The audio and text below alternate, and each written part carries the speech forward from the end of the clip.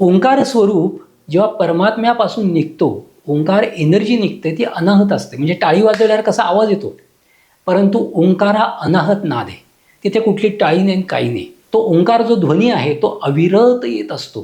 तो ऊर्जा स्वरूप आहे. आणि नासाने पण आत्ता जाहीर केलं आहे की सगळ्या विश्वामध्ये हा ओंकार चालू आहे. या संपूर्ण विश्वाला ऊर्जा कोण देत असेल तर हा ओंकार देत आहे.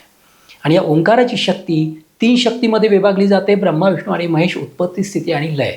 जे सगळ्या विश्वामध्ये हा क्रियाकलाप चालू आहे आणि याच्याशिवाय काहीच होऊ शकत नाही. तसंच आपल्या शरीरामध्ये सुद्धा उत्पत्ती, स्थिती आणि लय हे तीनही क्रियाकलाप चालू असतात. त्यामुळे या ओंकारापासून आपल्या सृष्टीपर्यंत 56 मातृका अक्षर स्वरूपात येतात आणि त्याचेच मंत्र बनतात. आणि ते मंत्र आपल्याला व्हायब्रेशन्स देतात.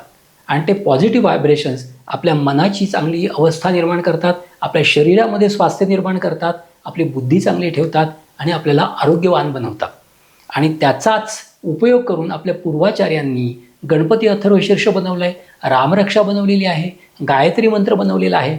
ह्या मंत्रांचं किंवा ह्या अथर्वशीर्षाचं किंवा रामरक्षेचं जर पठण नित्य केलं तर आपल्या हवेमध्ये व्यवस्थित त्याची स्पंदनं निर्माण होतात, त्याची व्हायब्रेशन्स निर्माण होतात आणि त्याचा फायदा, पॉझिटिव्ह फायदा आपल्याला व्हायला लागतो.